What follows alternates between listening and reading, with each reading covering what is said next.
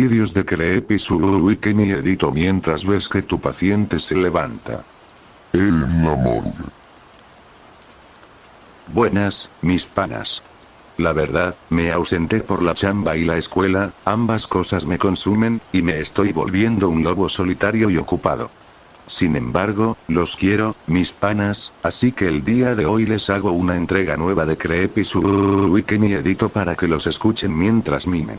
Aquí sigo, mis panas, quesadilla sin queso no se va a retirar del YouTube. Los quiero. Tomen mucha agüita. Comenzamos.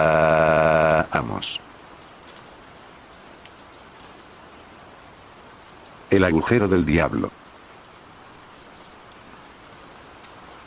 Soy un geólogo que trabaja en el Parque Nacional del Valle de la Muerte de Nevada.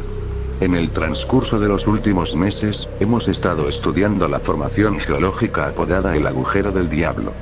En fin, ese lugar siempre me pareció un tanto desconcertante. Tenemos una idea imprecisa de cómo llegó a surgir y de qué causa que haga lo que hace, pero hay algo más. Algo que está mal. El otro día, enviamos al agua un dron submarino pequeño para ver si podía trazar el laberinto de sistemas de cuevas que sabemos que está ahí, pero que ha sido completamente inaccesible por décadas. Además, queríamos descubrir qué tan profundo llegaba. El hecho de que un terremoto en China pudiera provocar que el nivel del agua aumentara sustancialmente en este lugar de Nevada nos hacía pensar que era mucho más profundo de lo que estimamos preliminarmente. El submarino comenzó a trazar los primeros 15 metros. Fue difícil agarrar una buena señal. El contenido mineral del agua era realmente inhóspito para los sistemas que utilizamos y la manera en que se comunican entre sí, sin mencionar que, una vez que llegas hasta ahí abajo, el agua supercalentada cerca de los conductos geotermales es suficiente para inutilizar el dron por completo. Alrededor de los 23 metros, la señal se puso bastante delicada. Teníamos unos cuantos minutos de comunicación decente, pero luego se cortaba en su totalidad y nos dejaba preguntándonos si el submarino había chocado o si se había dañado irreparablemente. Durante los momentos cuando podíamos mover el dron, explorábamos de cueva en cueva e íbamos más y más profundo. El agua estaba bien por encima de su punto de ebullición, y a medida que la presión se incrementaba, la temperatura también. El submarino podía soportar hasta los 200 grados Celsius por un corto periodo de tiempo, y ciertas bolsas de agua se estaban acercando a ese máximo. Llegamos a un punto relativamente cálido, alrededor de 107 grados Celsius, y se nos dijo que esperáramos. Greg, el sujeto que estaba operando el equipo óptico del dron, seguía insistiendo con que veía destellos de luz muy por debajo de nuestra posición. Yo insistía con que el equipo estaba funcionando mal y causando los destellos, pero Greg no se callaba sobre otro sensor que estaba registrando explosiones de calor al mismo tiempo en que aparecían los destellos. Discutimos por un momento breve y el dron se mantuvo en su sitio. El nivel del agua en el agujero comenzó a elevarse. Eso no era inesperado, pues una cantidad increíblemente pequeña de actividad sísmica en cualquier parte del mundo era suficiente para mover el agua de aquí. Seguimos peleando y no notamos que hubo más destellos en la pantalla hasta mucho después, cuando analizamos el video. Pero lo que finalmente nos sacó de nuestros respectivos berrinches fue la manera en que el agua había comenzado a cambiar de color. Pasó de su tono normal a un rojo apagado. Greg le echó un vistazo a la pantalla y notó que la profundidad del agua en la caverna, originalmente de 11 metros, había cambiado a 107,600 metros. Sabíamos que tenía que ser un error.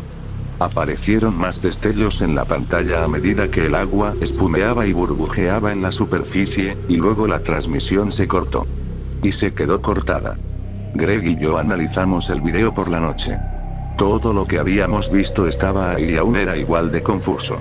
Pero entonces Greg vio un pico ligero en la pista de audio, cuando la profundidad de la cueva pareció desplomarse hasta el fondo. Lo pasó por algunos filtros para amplificar la señal y aclararla, y luego lo reprodujo. Lo escuchamos unas 20 veces consecutivas, a pesar de haberlo oído perfectamente la primera vez. Déjenme dormir. Déjenme soñar. Pronto, ascenderé.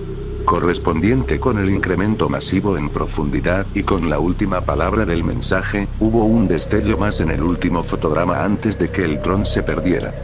Después de que Greg lo aclarara, vimos lo que era. Un único y brillante ojo rojo que parecía tener el tamaño de una casa. El tamaño de una casa desde 107,600 metros de distancia.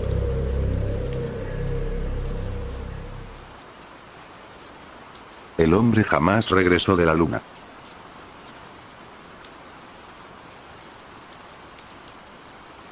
La cuenta regresiva que había empezado en el número 10 finalmente llegó a 0. Y la explosión debajo de nosotros hizo vibrar el fuselaje de una forma tan violenta, que visto desde dentro parecía una gelatina. Todo se movía tan drásticamente que estaba seguro de que en cualquier momento todo estallaría en 1000 pedazos.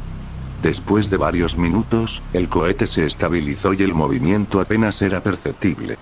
Habíamos pasado la fase más crítica del despegue, pero apenas era el inicio de un viaje que duraría unos cuantos días más. Nuestro destino era nuestro satélite natural, la Luna. Apolo 18. La tripulación está conformada por 3 astronautas, incluyéndome. Fuimos los afortunados para, después de varios años, regresar a nuestro astro. Nuestra misión en realidad era bastante sencilla, y más tomando en cuenta que aquella misión era únicamente para demostrarle al mundo que la nueva era de viajes espaciales había empezado. Debíamos simplemente caminar por su superficie, recoger unas cuantas muestras, y asegurarnos que la bandera colocada por el primer hombre en la luna siguiera firme. Aunque en realidad, lo único importante era que demostráramos que habíamos llegado nuevamente a la luna. Para eso, nuestro alunizaje sería no solo televisado, sino que también sería transmitido en vivo por internet. Nos pusieron unas cámaras bastante pequeñas y nada estorbosas encima de nuestros trajes espaciales, de tal forma que todo el mundo viera lo mismo que nosotros. Cuando finalmente la cápsula alunizó, y la compuerta se abrió, el panorama desolador de un enorme e interminable desierto gris se extendió por el horizonte. Aquello me decepcionó un poco, pues creía que nos encontraríamos con algo más que la nada, pero no fue así. Ahora entendía por qué el hombre no había vuelto a pisar la luna desde hace bastante tiempo. Alunizamos casi en el mismo sitio que la misión del Apolo 11. La bandera americana seguía ahí, inmóvil e imperturbable, rígida y gloriosa. Varios de los artefactos colocados en las diferentes misiones del programa Apolo también seguían ahí. No muy lejos de aquel lugar, había una zona con varios cráteres. Estos no eran muy grandes, y la profundidad de estos apenas superaba los 10 metros. Pese a que nuestra misión se limitaba a caminar sobre la superficie del satélite, decidí investigar aquella zona y hacer un poco más interesante nuestro viaje. Al fondo de uno de los cráteres, había varias rocas apiladas la una sobre la otra. Como sabrán, la gravedad ahí es menor, por lo que se pueden levantar objetos que en la Tierra jamás se podría. Así que cuando bajé y empujé una de las tantas piedras, esta se movió como una simple hoja de papel, revelando lo que había debajo de ellas. Un túnel, de no más de 2 metros de diámetro, iniciaba en aquel lugar. El lugar era demasiado angosto, pero no lo suficiente como para no poder bajar por ahí e investigar. La oscuridad casi absoluta que salía del agujero era casi impenetrable a las débiles luces con las que estaba equipado mi traje. A pesar de esto, se podía observar cómo el túnel descendía en forma vertical hasta ser tragado por una negrura casi absoluta. 300 Apolo LC-090, 111, dudé en descender hacia lo desconocido. Sabía que en aquel lugar solo había un solitario túnel lleno de nada. Pero el hecho de no saber hasta dónde llegaba era lo que más me daba miedo. Aún así, y cumpliendo con el deber de la misión, y sabiendo que cientos de miles de espectadores veían lo mismo que yo, me armé de valor y bajé por el túnel que me llevaría a las entrañas de la luna. La altura del túnel era tan pequeña que era imposible bajar gateando. Lo mejor era recostarme, como si fuera un tobogán, e impulsarme poco a poco con las manos. Mientras bajaba en la oscuridad, podía notar que la señal de radio era cada vez más débil, por lo que en cualquier momento me quedaría incomunicado. Seguí bajando hasta que mis pies finalmente tocaron el suelo de lo que parecía ser una enorme cueva. Me levanté con cuidado, y en efecto estaba en una de ellas. Pese a que la oscuridad me impedía ver más allá de unos cuantos metros a mi alrededor, sabía que el lugar era enorme. No había más que investigar, y, por mi seguridad, decidí regresar. Pero un ruido sonó a la lejanía, y una horrible sensación recorrió todo mi cuerpo como un balde de agua fría. Giré y traté de ver qué había ocasionado aquel misterioso sonido. Pensé en rocas, o el derrumbe de alguna otra cueva, pero entre más lo pensaba más improbable era cada posible respuesta. La única forma de saberlo era adentrarme en la cueva hasta encontrar el origen del sonido. Caminé en línea recta, sin saber qué era lo que me encontraría. Para este punto había perdido completa comunicación con la tierra. Trataba de tentar las paredes de la cueva a mi alrededor, pero estaban bastante alejadas las unas de las otras. Finalmente, alcancé a divisar un destello a la lejanía. Lo seguí hasta toparme con una de las paredes de la cueva. Al acercarme más pude ver un montón de pequeños túneles por toda la pared. Eran tan pequeños que apenas podía entrar uno de mis brazos. Estaban por todas partes. Bajé la mirada y observé nuevamente el destello. Resulta ser que este destello era provocado por mi propia linterna, siendo reflejado por una superficie vidriosa y esférica, que estaba enterrada en el suelo. La tomé y la levanté, dejando al descubierto un traje espacial, similar a los usados hace varios años por los astronautas. Dentro había un esqueleto, y parte de la vitrina protectora del casco estaba rota. Leí la etiqueta que venía en el pecho del traje, donde en letras negras aún se podía leer un apellido que inmediatamente reconocí: Armstrong. La más pura sensación de horror empezó a invadirme lenta y cruelmente. Y no fue por haberme encontrado con el traje y el cadáver de Neil Armstrong en la luna. No fue por el sonido de algo arrastrándose por los túneles que se encontraban en la pared de enfrente. En realidad, fue por saber que sea lo que sea que había regresado a la Tierra con el Apolo 11 no era humano. Seleccionada. Me encontraba navegando por Reddit desatendidamente con mi celular y hablando en altavoz con Shannon cuando sucedió. Vi su rostro en uno de los anuncios laterales. Pasó demasiado rápido. Hice clic en un enlace y fui enviado a otra página. Regresar a la página anterior no me volvió a mostrar el anuncio. Qué raro. ¿El qué? Preguntó Shannon. ¿Estás viendo cosas en el internet de nuevo en vez de estar prestándome atención? No, para nada, mentí. Bueno, una mentira a medias. El portal de la página estaba lleno de los mismos titulares reposteados, sin sentido y sensacionalistas, que siempre había tenido. Navegar por ellos se había vuelto más una cuestión de hábito, sin prestar ninguna atención real. Solo estoy. Me congelé a la mitad de la oración cuando vi su rostro de nuevo. Esta vez, estuve preparado y toqué el anuncio con mi dedo. Lo primero que cargó fue una fotografía de Shannon en una estación de gas rellenando su tanque. La única luz provenía de los faroles crudos del local. Shannon, ¿te detuviste por combustible en tu camino a casa? Pues, sí. Pero aún estoy a unos 20 minutos. Hice el cálculo mental rápidamente. Ella vivía en Newark, a unos 45 minutos al este de Columbus. Eso la situaba plenamente en el medio de la nada arbolado. Alguien tiene una fotografía tuya en su sitio web. Ella se rió. Apuesto que es un exnovio, y después de una pausa, preguntó: Espera, ¿hablas en serio? Me desplacé de arriba hacia abajo en la página tratando de descifrar qué demonios estaba viendo. Parece que acaban de tomar la fotografía. ¿Andas vestida con una sudadera rojo oscuro y pantalones? Su respuesta llegó acompañada de un ruido tenso de confusión. Pues, sí, pero es la misma con la que me he visto siempre. ¿Quién habrá tomado eso? ¿Y cuándo? ¿De qué mierda es esa página? Deslicé mi dedo hacia abajo para hacer que apareciera la dirección del sitio web en la barra de búsqueda. muerteenvivo.com. ¿Muerte en vivo? ¿Qué se supone que es eso? ¿Es como una de esas páginas de extorsión que piden dinero para quitar tus fotografías? Me desplacé hacia el otro extremo y encontré un cronómetro para una transmisión de video que estaba a punto de comenzar en 18 segundos. No estoy seguro. No me da buena espina. Están a punto de transmitir algo. Me le quedé viendo a medida que aparecía el indicador circular y luego llenaba la pantalla de negro.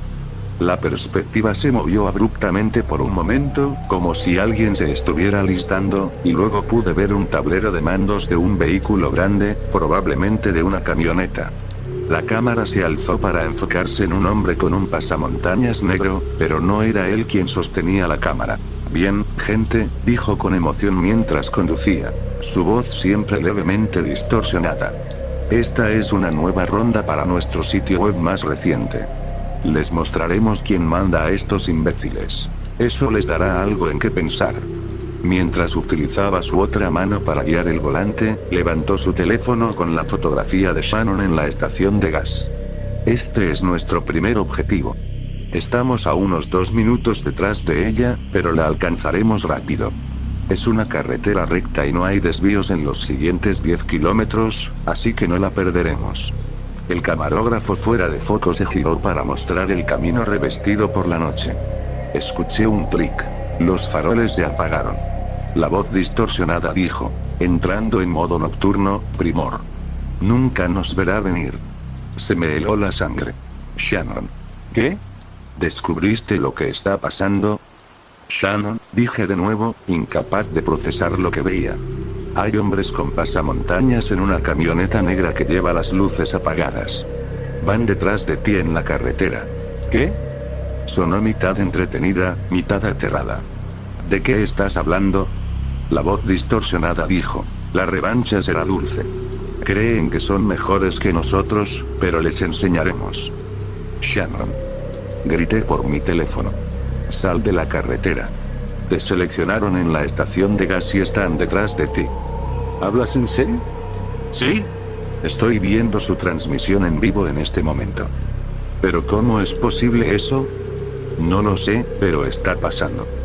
Y grité aún más fuerte. Sal de la carretera. Estaba comenzando a creerme, pero podía escuchar el pánico en su voz. No hay hacia dónde girar. A donde sea. Ve a donde sea. La escuché jadear. El sonido de ramas y arbustos chocando con su auto en una sucesión rápida emanó desde mi teléfono. Fue seguido por un crujido ruidoso y un pitido electrónico repetitivo mientras exhalaba. ¡Ay Dios, ay Dios! Aún viendo la transmisión, le pregunté, ¿te encuentras bien? Estoy bien, dijo con un tono aturdido que desmintió sus palabras.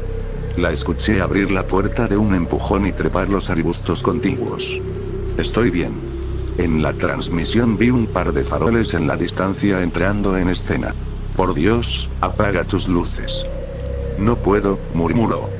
No puedo entrar de nuevo. El capó de la camioneta comenzó a girar hacia los faroles, y pude distinguir vagamente un auto en la distancia. Se había estrellado a lo que parecía ser medio kilómetro de profundidad en la maleza. Nunca la habrían encontrado si hubiese apagado sus luces. Esa voz distorsionada dijo, ahí está. Le grité por el teléfono que corriera, y la escuché marcharse, jadeando y abriéndose paso a través de las ramas. Agarré el teléfono torpemente. Voy a llamar a la policía. ¡No! Se quejó. No cuelgues. No te atrevas a colgar. Podía escucharla trastabillando y deslizándose por una colina de tierra. ¿En dónde están? Están corriendo por el bosque, le dije, haciéndome entrar en pánico a mí mismo. Llamé a gritos a mis compañeros de piso. Entonces vi otro detalle. Algo largo, oscuro y metálico estaba balanceándose dentro y fuera de foco en la parte baja de la transmisión. Shannon, tienen armas. Rompió en un llanto pleno mientras corría. Llamé de nuevo a mis compañeros de piso. Finalmente, uno tocó la puerta y se asomó.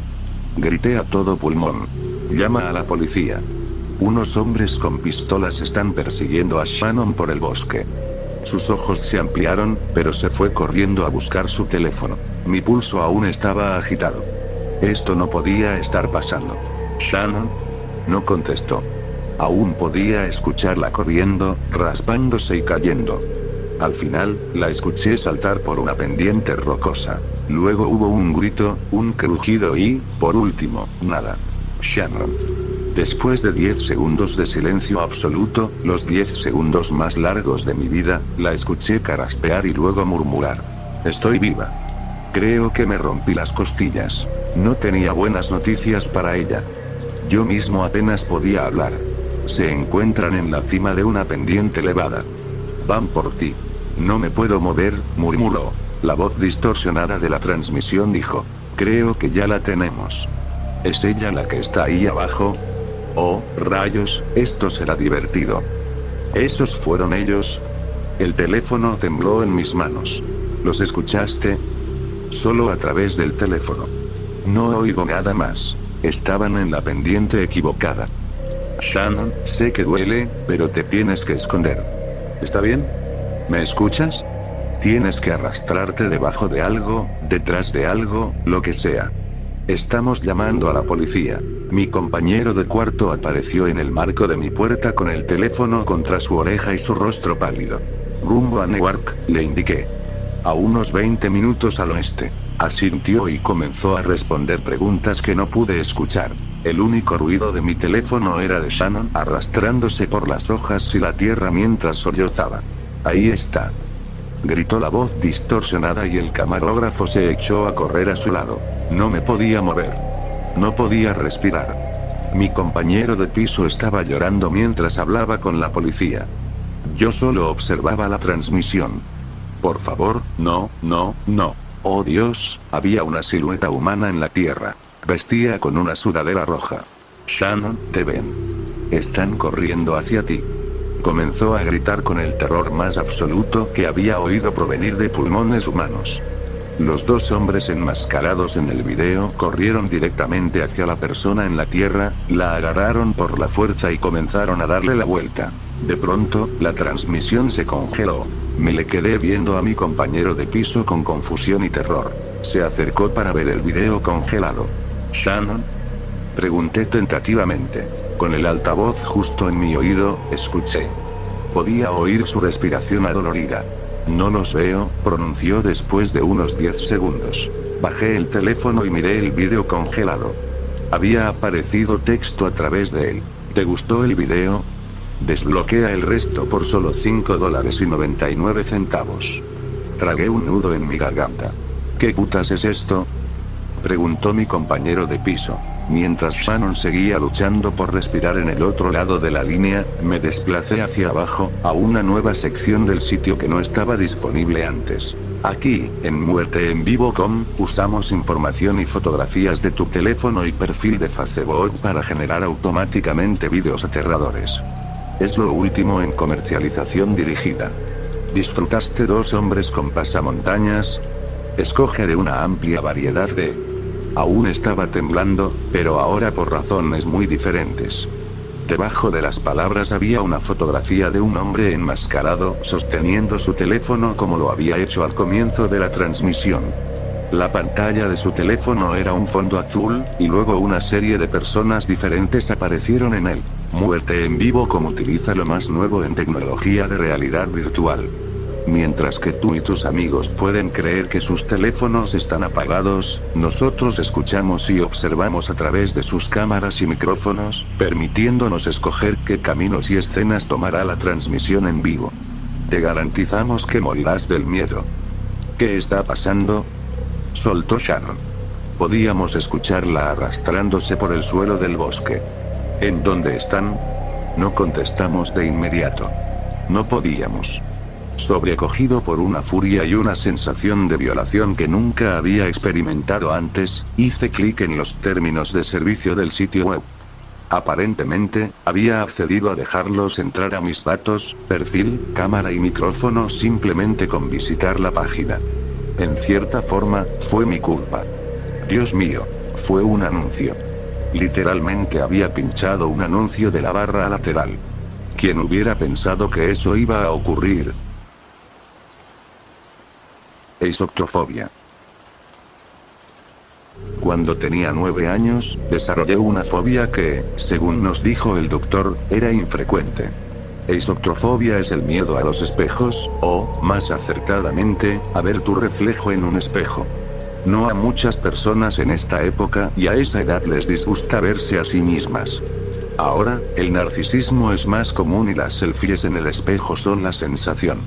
Sin embargo, en mi caso, empiezo a entrar en pánico si siquiera capto un destello de mí misma en el espejo. Mis padres apaciguaron mi miedo cuando era más joven, cubriendo o pintando las superficies reflectantes para que no tuviera que verme a mí misma accidentalmente. Me educaron en casa. Me mantuvieron en casa para los eventos importantes. Se aseguraron de que estuviera a salvo de mi miedo. Me mudé este último año. Trabajo desde casa, lo cual es perfecto para mí. Amo tener mi propio hogar con nada reflectante. Y amo que mis padres puedan retomar algún tipo de normalidad en sus vidas. Comencé a ver a un nuevo terapeuta. Quiero superar mi miedo. El Dr. Frank utiliza un tipo de terapia a la que se refiere como terapia de inmersión agresiva. Superas tu miedo al confrontarlo. Esto, para mí, sonó como la mejor idea. Si podía confrontar mi miedo, finalmente podría superarlo. Antes de hablar con el Dr. Frank, no podía recordar cómo había empezado mi fobia. La eisoptrofobia puede comenzar en la infancia, o debido a algún evento traumático. No podía recordar ningún evento traumático hasta que comenzamos a discutir mi pasado. Mis padres nunca me habían hablado realmente acerca de cómo comenzó esto, simplemente me dijeron que comenzó. Pero lo recordé a través de mi diálogo con el Dr. Frank. Tenía 9 años, de eso estoy segura. Recuerdo haber estado en el ballet, estirándome frente a un espejo gigante, observándome a mí misma en mi leotardo rosa con tutú. Recuerdo el recital. Mis amigas y yo bailábamos para nuestros padres. Recuerdo a las chicas en mi casa, todas aún vestidas con tutús y zapatillas de ballet planas. Recuerdo a mi hermano tratando de asustarnos con historias macabras y haciendo caras. Recuerdo haber estado parada frente al espejo con una candela luego de que mis amigas me retaran a hacerlo. Recuerdo haber entonado el conjuro en el baño oscuro, contemplando mi rostro en el espejo. Recuerdo cómo mi hermano saltó desde la bañera para asustarme. Pero no fue él lo que realmente me asustó, fue lo que estaba en el espejo. Fue el cambio de mi rostro. Fue el sonido de la risa de una mujer. El Dr. Frank disminuyó las sesiones después de eso. Pero cuando llegué el día de ayer, entré a una oficina oscura con una silla en el centro de la habitación. Me guió a la silla y me pidió que me sentara y mirara al piso. Lo hice.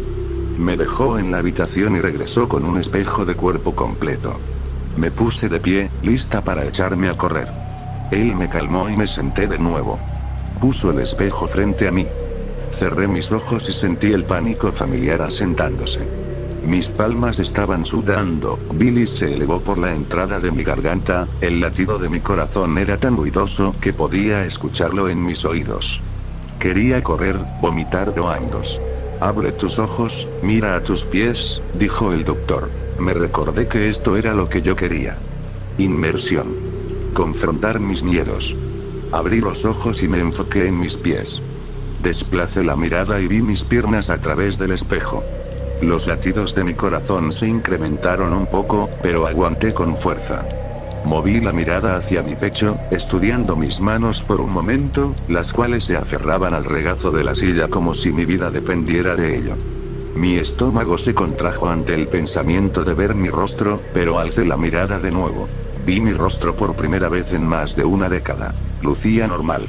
Hice algunas muecas, observando a mi reflejo imitarme. Todo parecía normal. El Dr. Frank estaba parado junto al espejo con una sonrisa en su rostro. Me vi a mí misma por unos minutos. El pánico desistía. Pensé que ese sería el final de mi eisoptrofobia. La secretaria del doctor abrió la puerta detrás de mí para hacer una pregunta. Fue entonces cuando la vi. Caminó en reversa, con elegancia, a través de la puerta, extendiendo sus brazos como una bailarina de ballet debería hacerlo, pasando a un lado de la secretaria e internándose en la habitación. No pude ver su rostro, solo la parte trasera de su cabeza. Pero reconocí el atuendo. Un leotardo rosa con un tutú y zapatillas de ballet planas. Empezó a danzar. Se inclinó y revoloteó, saltando de aquí hacia allá, siempre moviéndose un poco más cerca de donde yo estaba sentada. El doctor y su secretaria estaban enfrascados en su conversación, y ninguno notó a la niña en la habitación ni el pánico que yo estaba experimentando. Amasé la fuerza para darme la vuelta y mirar atrás, pero no había nadie.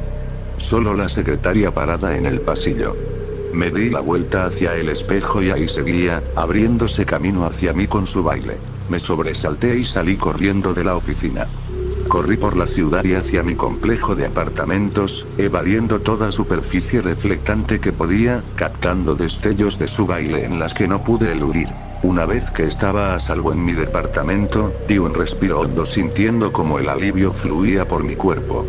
Me había encontrado, de eso no me cabía duda. Pero no me atraparía aquí. Recordé más, haberla visto hizo que todo me volviera a la memoria. Recuerdo que no tenía miedo de verme a mí misma en el espejo. Tenía miedo de verla a ella. Tenía miedo de lo que era capaz de hacer.